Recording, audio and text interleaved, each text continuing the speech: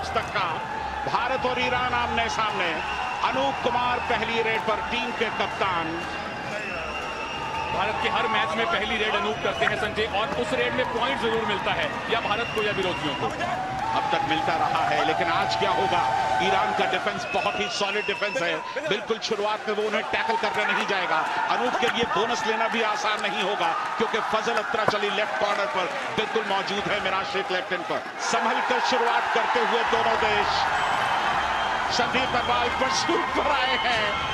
उधर अनूप प्रदीप से बात कर रहे थे, दूसरे नरवाल संदीप ने रेड शुरू कर दी। ये है संदीप नरवाल की मौजूदगी का जलवा। बिल्कुल, और संदीप उन डिफेंडर्स में से नहीं है जो कि परस्यूट करने के बाद फंस जाएं, बल्कि वो मार करके शिकार करके आते हैं। लेकिन धीमी शुरुआत, एक अच्छी शुरुआत, एक मैच्योर शुरुआत दोनों तरफ से। पहला शिकार मकसूद का। बहुत ही तेज एक खेल देखने को मिलेगा यहां पर। Running hand touch, अबोजा।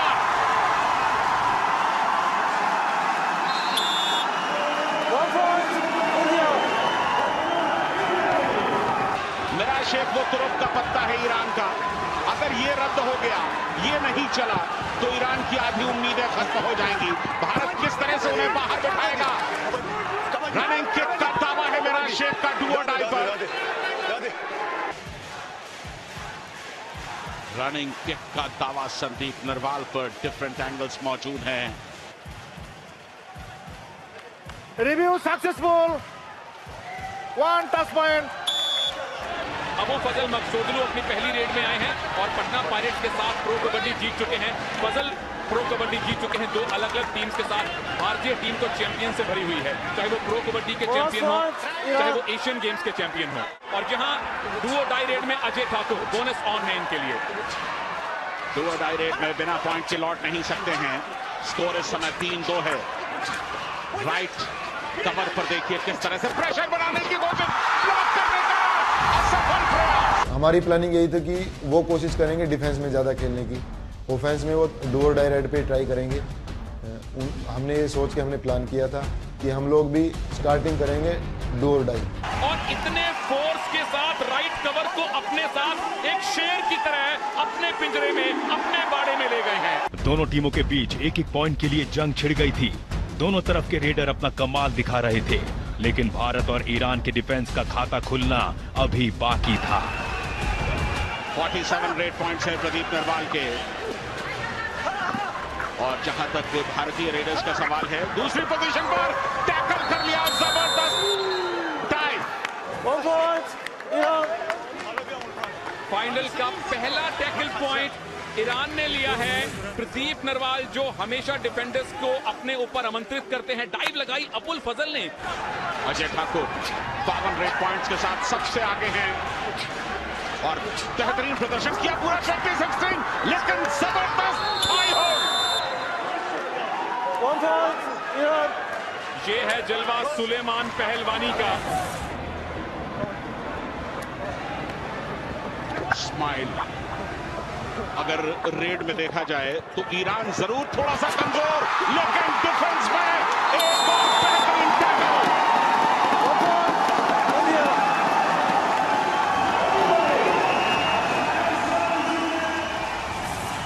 पहला टैकल भारतीय टीम की तरफ से, सुरिंदर नारा, संदीप नरवाल, क्या कॉम्बिनेशन।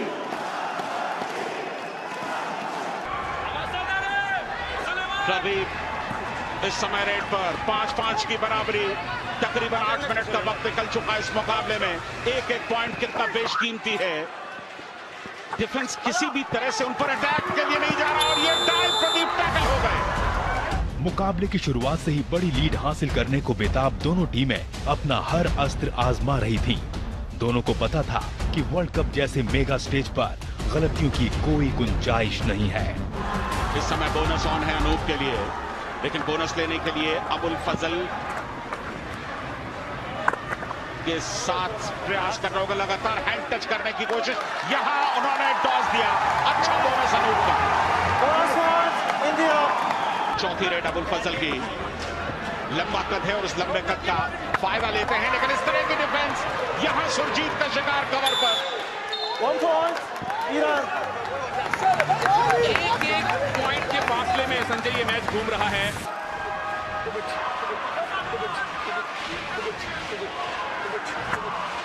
यहाँ डू और डाई रेड है, डू और डाई रेड पे अच्छा किस तरह से पॉइंट लेंगे देखना दिलचस्प होगा।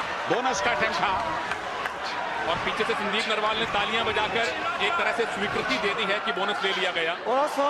इंडिया बहुत कॉन्फिडेंट अजय, बोनस मिला, स्कोर बराबर हुआ। यहाँ डू और डाई अब मिराज शेख के लिए साइड ऑन रनिंग किक के मास्टर है मिराज, लेकिन उनकी जद में कोई आया नहीं। डिफेंस एकदम पीछे जाता हुआ। मंजीत लेफ्ट कॉर्नर चले गए हैं। संजय सुरिंदर नारा सेंटर में और मिराज कामयाब। 2 पॉइंट।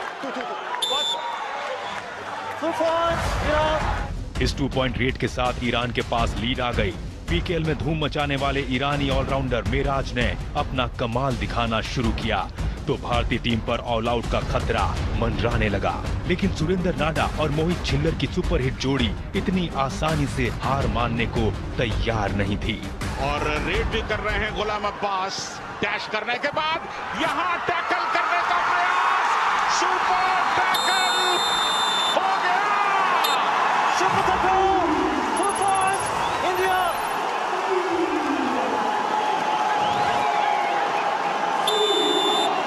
Substitution India. ये है कमाल मोहित और सुरिंदर की जोड़ी का। डू और डाई रेड थी। मुझे लगा एक बार तो रेडर निकल जाएंगे। सुरिंदर नारा का ब्रूट फोर्स, ये अद्भुत, अद्वितीय, अकल्पनीय डिफेंस है। और ये हैं ईरान के सबसे बड़े रेडर।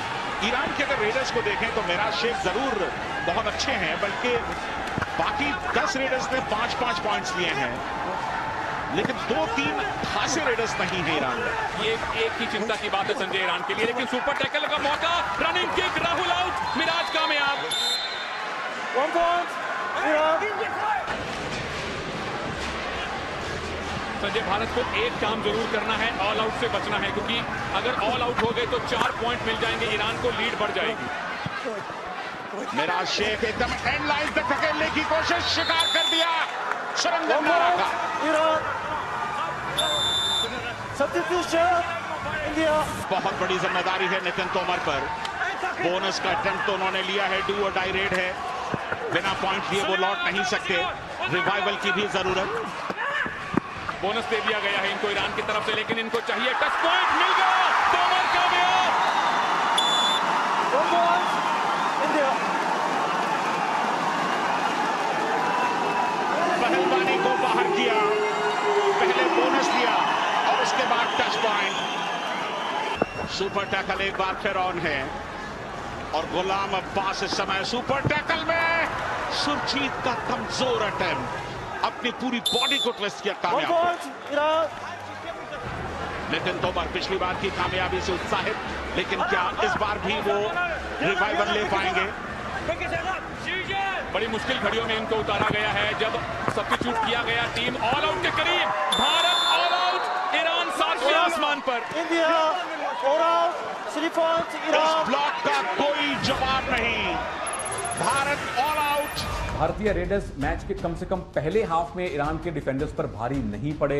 भारतीय टीम पहले हाफ में ऑल आउट हुई और यहां से ईरान ने एक लीड कायम कर ली। हमारा ऑल आउट हुआ टीम, ऑल आउट के बाद पूरी टीम अंदर आई। मैंने ऑल आउट से अंदर आते के साथ एक बात बोली पूरी टीम को, मैंने सबको बुलाया, मैंने बोला बिल्कुल भी प्रेशर नहीं लेना। 4 पॉइंट की लीड कोई भी लीड नहीं है, हम इसको 2 मिनट में तोड़ सकते हैं, पर अभी हम बिल्कुल आराम से थोड़ी देर मैच को थर्ड रेड पे खेलेंगे, बोनस को दबा के खेलेंगे डिफेंस में, ताकि उनके रेडर बोनस ना कर सके। ये हमारा प्लान था। कमाल का डबल थाई होल, फजल अत्राचली का। भारत बदली हुई रणनीति के साथ मैदान पर उतरा, लेकिन फिर भी ईरानी डिफेंडर्स भारतीय रेडर्स पर भारी पड़ रहे थे। ईरान के पास 5 पॉइंट की लीड आ गई थी।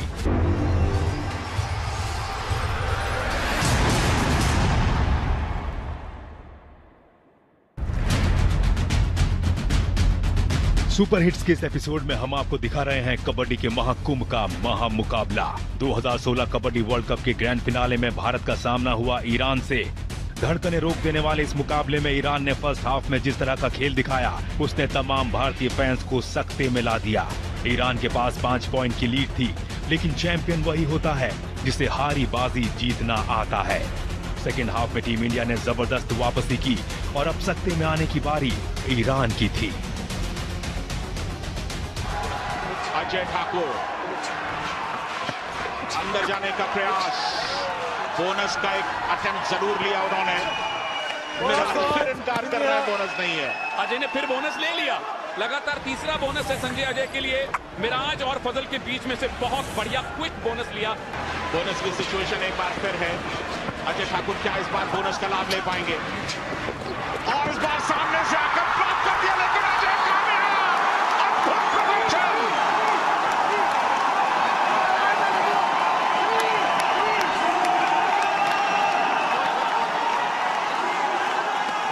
दो सूरमाओं को आउट किया भारतीय सूरमा ने। अजय ठाकुर ने मिराज शेख और फजल अत्राचली, दो मेन खिलाड़ियों को आउट किया। अद्भुत एस्केप, और ये एक रेड ट्रॉफी और भारत के बीच का रास्ता साफ कर सकती है। सेकंड हाफ में मैच स्टार्ट होने के बाद अजय 2 पॉइंट लेके आए, उसमें फैजल और मिराज दोनों आउट हुए। वो टर्निंग पॉइंट थे मैच के, क्योंकि उनका एक अच्छा रेडर बाहर था, एक अच्छा डिफेंडर बाहर था। जहां टीम इंडिया के ज्यादातर रेडर नाकाम हो रहे थे, वहीं अकेले अजय ठाकुर विश्व विजय की कहानी लिखने में जुटे थे। अजय ठाकुर एक बार फिर रेड पर, फिर कामयाब।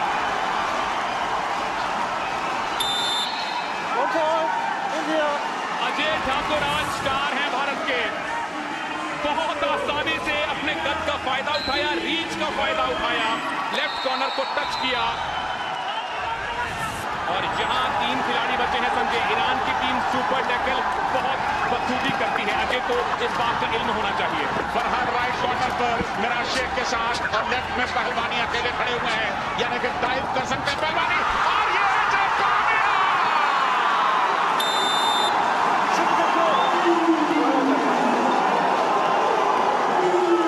अजय ठाकुर इस फाइनल में अब तक के स्टार हैं भारत के।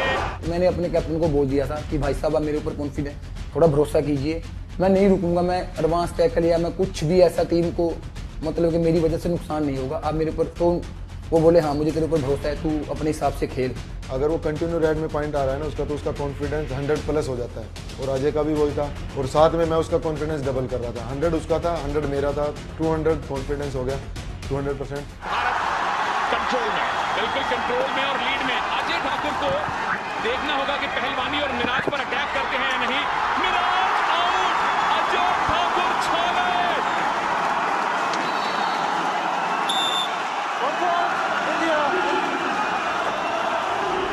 अजय ठाकुर को ना रोक पाना ईरान को बहुत भारी पड़ा। अजय ने वर्ल्ड कप में लगातार 5वां सुपर 10 बनाकर ईरान को पूरी तरह बैकफुट पर धकेल दिया। इस सुपर 10 की मुझे सबसे ज्यादा खुशी है। मुझे नहीं पता कि मैंने पहले सुपर 10 किए क्या किया, मुझे नहीं पता, लेकिन मैं जो ये सुपर 10 किया है, मैं ये मानता हूँ कि हाँ आज मैं खेल रहा हूँ देश के लिए। यादगार इस तरह के प्रदर्शन भूले नहीं जाते हैं, जहन में इस तरह से बस जाते हैं कि जब भी कबड्डी की चर्चा होगी, भारत के मुकाबले की चर्चा होगी, तो अजय ठाकुर का जिक्र जरूर आएगा। क्या जबरदस्त प्रदर्शन। मोहम्मद तकी सब्स्टिट्यूट के तौर पर आए हैं। सुरजीत का ब्लॉक, भारत कामयाब।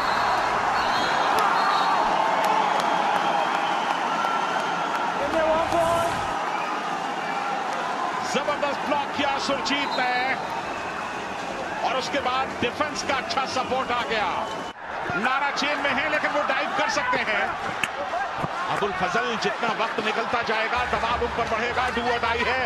बोनस दे दिया गया है, इनको डू कर दिया गया है, 1 पॉइंट गिफ्ट कर दिया गया है। टैकल करने की ट्राई ना करे भारतीय डिफेंस। अब जब रेड करेगी इंडियन टीम,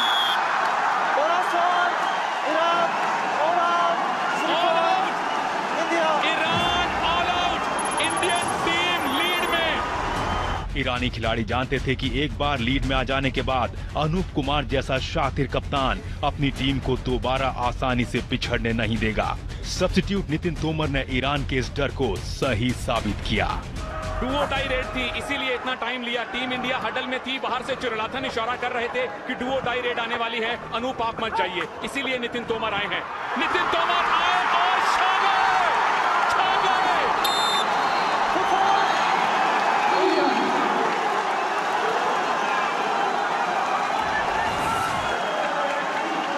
क्या गजब की वापसी। ऑप्स को देखा नितिन तोमर ने और एक नहीं दो का शिकार।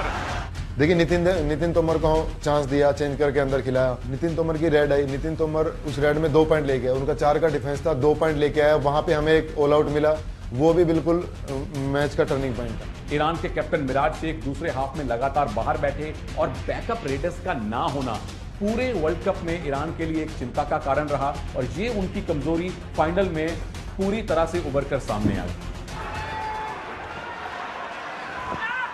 इंडियन टीम चाहेगी कि यहां बोनस बेशक ले जाए रेडर, लेकिन टच पॉइंट ना लेकर जाए, क्योंकि अगला नंबर रिवाइव होने का मिराज शेख का है। गुलाम अब्बास, क्या ब्लॉक किया सुरजीत। 1 point, India. जिनके नाम में ही जीत है, सुरजीत, जबरदस्त ब्लॉक और इतना तगड़ा ब्लॉक, ऐसा लगा शेर किसी मेमने को झाड़ी में ले गया, घसीट कर ले गया। ये भारतीय डिफेंस की मजबूती का एक उदाहरण है। जब जरूरत थी टीम को तो सुरजीत, सुरेंद्र नाडा और संदीप बिल्कुल खरे उतरे। आप किसी प्लेयर को बिना पॉइंट लिए वापस भेज रहे हो, ये डिफेंस की बहुत बड़ी उपलब्धि है कि किसी अच्छे प्लेयर को बिना पॉइंट के रोकना या उसको खाली वापस भेजना, ये बहुत बड़ी उपलब्धि है डिफेंस के लिए। अजय ठाकुर अगर पॉइंट नहीं लेके जाते तो 2 पॉइंट ईरान को मिल जाएंगे। 30-26 स्कोर हो सकता है। कुछ ना कुछ होगा, या अजय को जाना होगा या ईरान को ऑल आउट के नजदीक पहुंचना होगा। अजय ठाकुर ने बहुत ही खूबसूरती के साथ कर दिया ईरान को।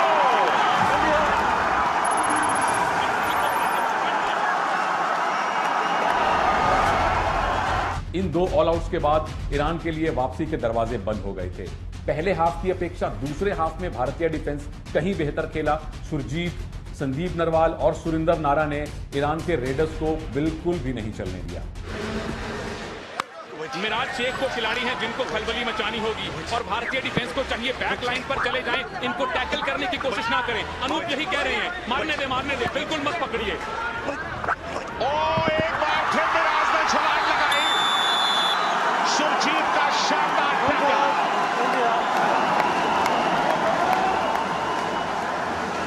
ये ईरान की हार का आखिरी मकाम हो सकता है। सुरजीत ने दूसरे हाफ में 3 टैकल किए, तीनों जबरदस्त टैकल, और मिराज को बाहर बिठाने का मतलब है वर्ल्ड कप भारत की बिल्कुल मुट्ठी में। लगातार भारत ने बेहतरीन प्रदर्शन किया। पहले मैच में कड़ा मुकाबला कोरिया से मिला और इस आखिरी मैच में ईरान से जबरदस्त मुकाबला, और इसके बाद भारत अब खिताब के बिल्कुल नजदीक। हाथी निकल गया, पूंछ रह गई, उसका भी एक बाल छूटा है संजय। 1 मिनट 2 रेड, गुलाम अब्बास आउट। भारत की लीड 8 पॉइंट की। अनूप कुमार ने वर्ल्ड कप की पहली रेड की थी, एक स्टेटमेंट छोड़ी थी कोरिया के सामने, और ये पॉइंट भी स्टेटमेंट है। अनूप कामयाब, भारत कामयाब। मिराज शेख फ्रस्ट्रेट होकर उनको पकड़ना चाहते थे, कोई हक नहीं था। दोनों ने हंसी मजाक किया, एक साथ काफी खेले हुए। फजल अत्राचली को जरूरत नहीं थी, उन्हें मालूम है कि ये टैकल कामयाब हो नहीं सकता था। शायद ये गिफ्ट है एक पूर्व टीममेट का अपने पूर्व कैप्टन को, और ये हो सकती है 2016 वर्ल्ड कप की बजर रेड। और इस बजर रेड में कामयाब क्या नितिन तोमर, बिल्कुल सबसे बड़ा शिकार मिराज शेख का, और भारत बिल्कुल जीत की दहलीज पर। Team India 2016 kabaddi world cup Ahmedabad की चैंपियन।